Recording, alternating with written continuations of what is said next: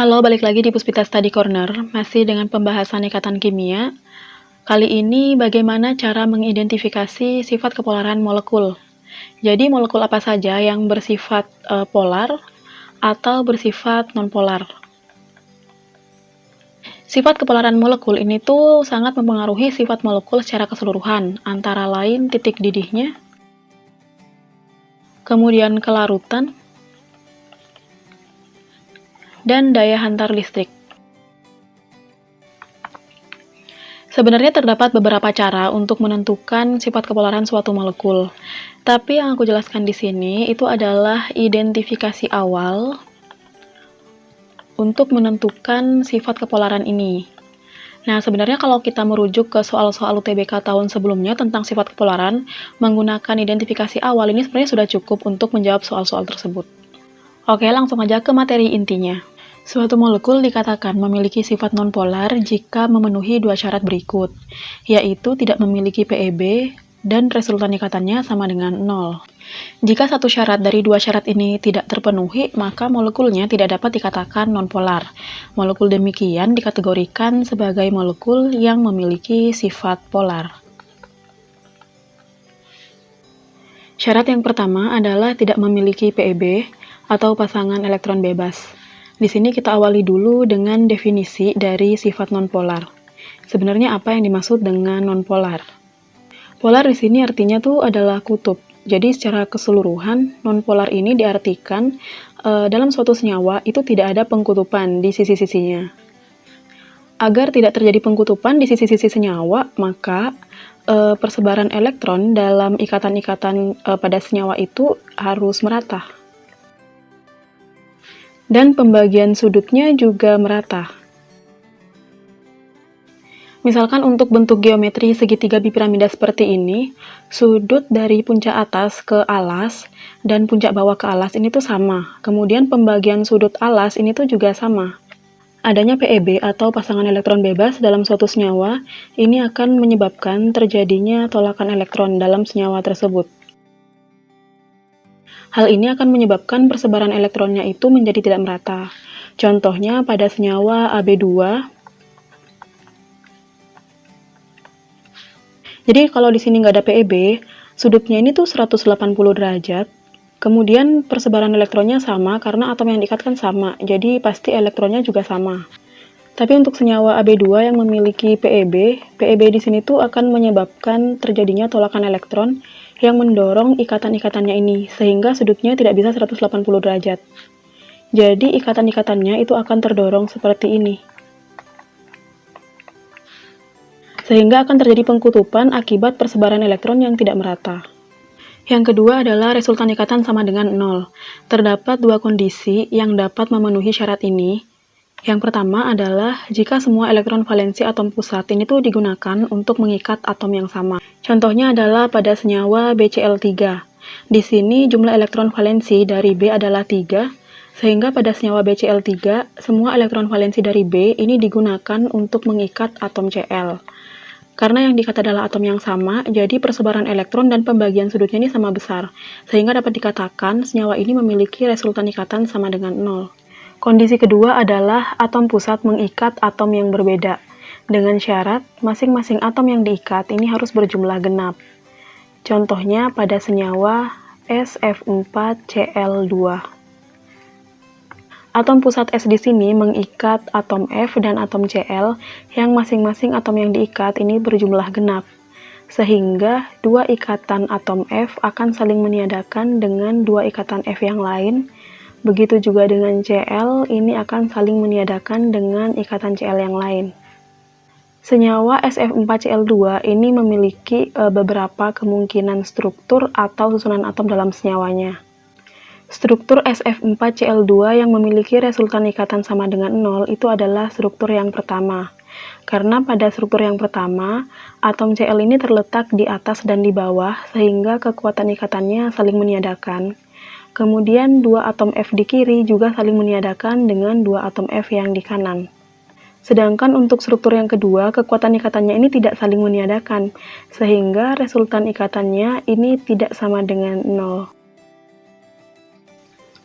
Sehingga dapat dikatakan senyawa-senyawa seperti ini berpotensi memiliki resultan ikatan sama dengan 0 untuk struktur-struktur tertentu.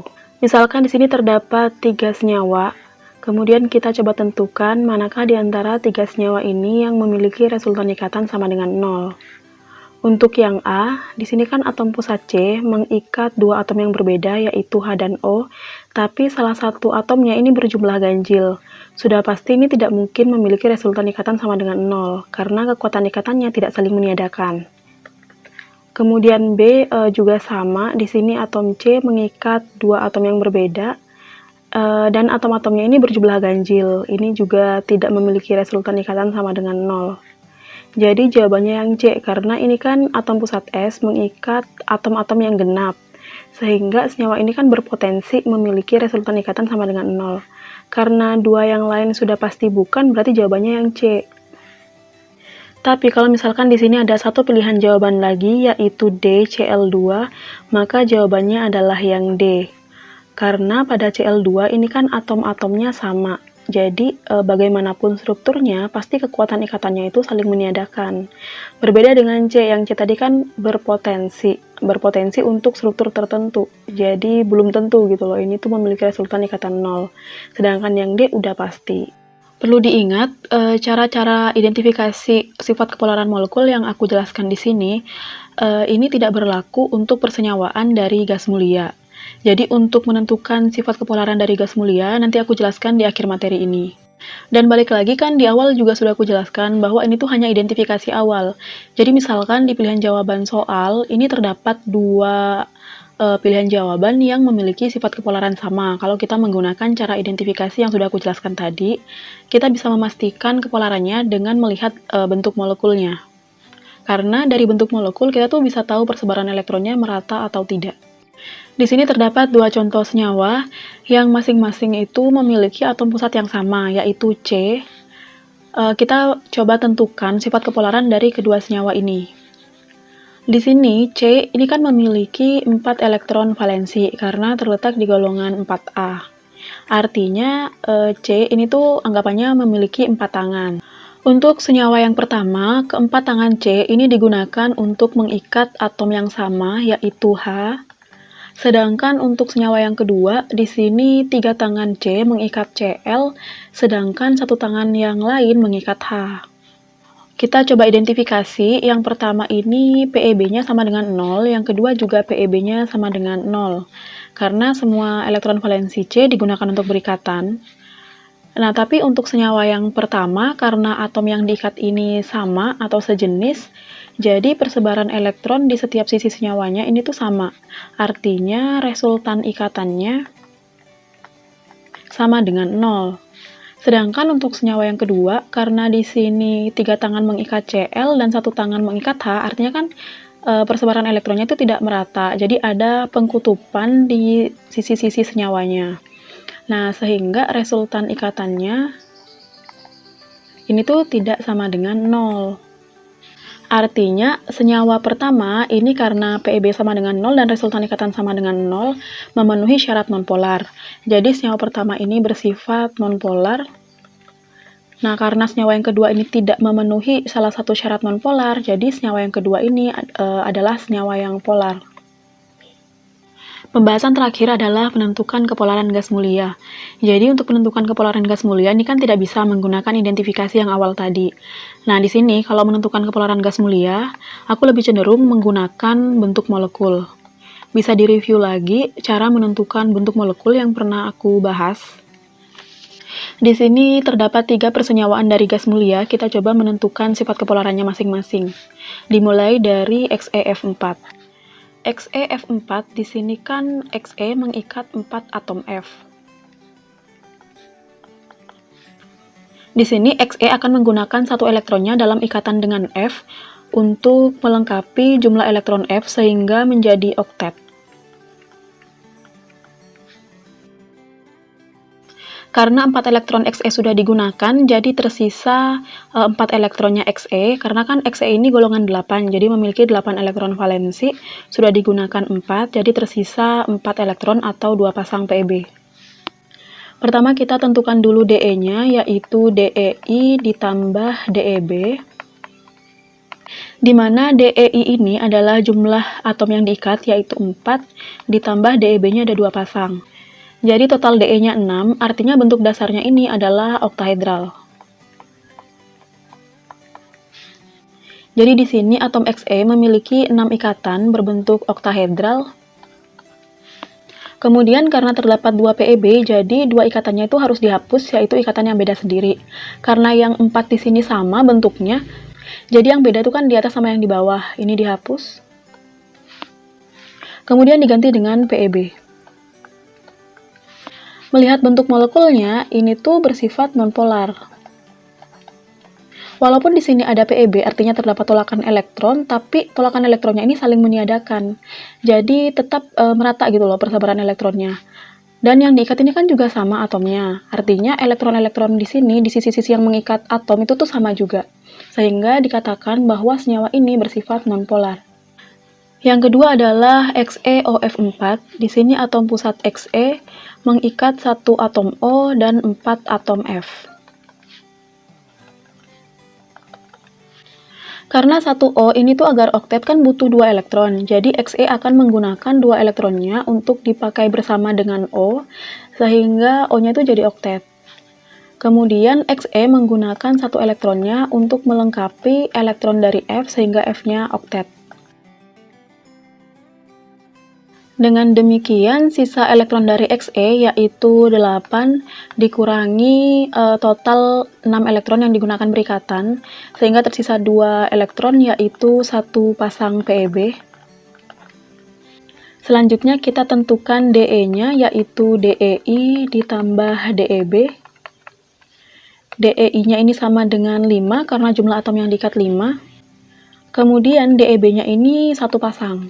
Jadi DE-nya sama dengan 6. Ini bentuk dasarnya juga sama, yaitu oktahedral. Jadi kalau digambar di sini Xe memiliki 6 tangan berbentuk oktahedral sama seperti yang pertama tadi. Karena PeB-nya cuma 1, jadi ini cuma 1 ikatan yang dibuang, yaitu ikatan yang atas atau yang bawah. Di sini aku ambil ikatan yang bawah, misal. Terus ini tuh diganti PeB. 4 tangan di sini mengikat F, dan yang atas O. Melihat dari bentuk molekulnya, molekul ini bersifat polar. Yang pertama karena adanya PeB yang menyebabkan adanya tolakan elektron ke ikatan-ikatannya. Kemudian di sini kan atom yang diikat juga berbeda kan. Nah, jadi persebaran elektronnya tuh tidak merata, sehingga dikatakan molekul yang bersifat polar. Yang ketiga adalah XeF2. Di sini atom pusat Xe mengikat 2 atom F. Xe menggunakan 1 elektronnya untuk digunakan bersama masing-masing Fe yang diikat. Sehingga sisa elektronnya Xe yaitu 8 dikurangi 2, ini adalah 6 elektron atau 3 pasang PeB. Selanjutnya kita tentukan DE-nya yaitu DEI ditambah DEB. DEI-nya sama dengan 2, kemudian DEB-nya sama dengan 3 pasang. Sehingga total DE-nya 5. Artinya bentuk dasarnya adalah trigonal bipiramida. Kalau digambar, di sini atom pusat Xe memiliki 5 tangan berbentuk trigonal bipiramida. Kemudian karena terdapat 3 PeB, jadi 3 ikatan yang beda sendiri ini harus dilepas. Yang pertama 2 ini, karena yang lainnya kan lurus. Ini tuh istilahnya menyudut. Kemudian dari yang 3 ini yang beda sendiri kan yang horizontal, karena yang 2-nya vertikal. Ini juga dihapus. Kemudian dari yang dihapus tadi, ini tuh diganti DEB atau PeB. Menyisakan ikatan yang atas dan yang bawah, di mana yang atas ini mengikat F dan yang bawah juga mengikat F, sehingga berbentuk linier. Dan sifat kepolarannya ini nonpolar. Karena PeB yang di sini itu kan di bagian alas. Nah, ini kan sudutnya tuh merata di bagian alas ini, dan semuanya tuh PeB, jadi pembagiannya sama besar, sehingga tidak menyebabkan tolakan elektron di ikatan atas dan bawahnya. Di sini aku kasih materi tambahan, jadi sifat kepolarannya XeF2 itu tidak sama dengan H2O, walaupun jumlah atom yang diikat atom pusat ini sama-sama 2. Karena banyak yang salah kaprah menganggap H2O ini tuh bentuknya linier dan nonpolar, karena jumlah ikatan yang diikat oleh atom pusat ini 2. Kalau kita lihat dari bentuk molekulnya, H2O ini kan atom pusat O mengikat 2 atom H. Karena O ini memiliki 6 elektron valensi, digunakan 2 untuk berikatan, artinya kan sisa 4 elektron, yaitu 2 pasang. Sehingga DE-nya ini sama dengan DEI ditambah DEB, yaitu 2 ditambah 2 sama dengan 4. Nah, jadi bentuk dasarnya ini tuh tetrahedral. Kalau digambarkan, di sini kan atom pusat O memiliki 4 tangan berbentuk tetrahedral. Kemudian karena ada 2 PeB, jadi 2 ikatan kan harus dihilangkan yang beda sendiri. Jadi pertama yang atas dulu. Kemudian ikatan yang bawah ini sama, jadi salah satu aja yang dihilangkan, misalkan yang sebelah kanan. Kemudian yang dihapus tadi diganti PeB. Nah, di sini walaupun ikatannya 2 dan DeB-nya 2, DeB di sini tuh menyebabkan tolakan elektron karena bentuknya seperti ini. Sehingga H2O ini tuh polar. Terakhir, kita coba menentukan sifat kepolaran dari senyawa-senyawa berikut, manakah yang nonpolar. Untuk yang A, karena NH3 ini bukan persenyawaan gas mulia, jadi kita bisa cek kepolaran dari PeB dan resultan ikatan. N di sini kan memiliki 5 elektron valensi, karena terletak di golongan 5A. Tapi yang digunakan berikatan, ini tuh cuma 3, sehingga tersisa 2 elektron N yang tidak digunakan, atau 1 pasang PeB. Karena terdapat PeB, udah pasti ini polar. Kemudian yang B, HCl, jadi untuk molekul di atom seperti ini, kalau atomnya beda itu tuh udah pasti polar, karena misalkan di gambar, ini tuh sebelah kiri H, sebelah kanan Cl. Nah, kalau atomnya berbeda kan pasti elektron valensinya tuh berbeda kan. Artinya persebaran elektronnya itu nggak sama di kanan dan di kiri. Atau analoginya misalkan tangan, jadi tangan kiri itu H, tangan kanan Cl, jadi kan panjangnya nggak sama, sehingga disebut molekul polar. Untuk yang C, di sini HCN, ini kan atom pusat C mengikat 2 atom yang berbeda dan tidak genap gitu loh jumlah atom-atom yang diikat, sehingga ini tuh pasti polar. Kalau digambar, di sini C mengikat N di sebelah kanan dan H di sebelah kiri, nah pasti kan panjang tangannya beda nih, nah ini polar. Nah, kemudian untuk yang SF4Cl2, di sini atom pusat S mengikat atom F dan Cl. Jadi kan atom yang diikat tuh beda, tapi masing-masing atom ini jumlahnya genap. Nah, seperti dijelaskan di awal, senyawa seperti ini kan berpotensi nonpolar. Karena resultan ikatannya itu sama dengan 0 untuk struktur tertentu. Nah, karena yang lain ini udah polar, pasti kan kemungkinan yang nonpolar hanya D. Jadi jawabannya adalah D.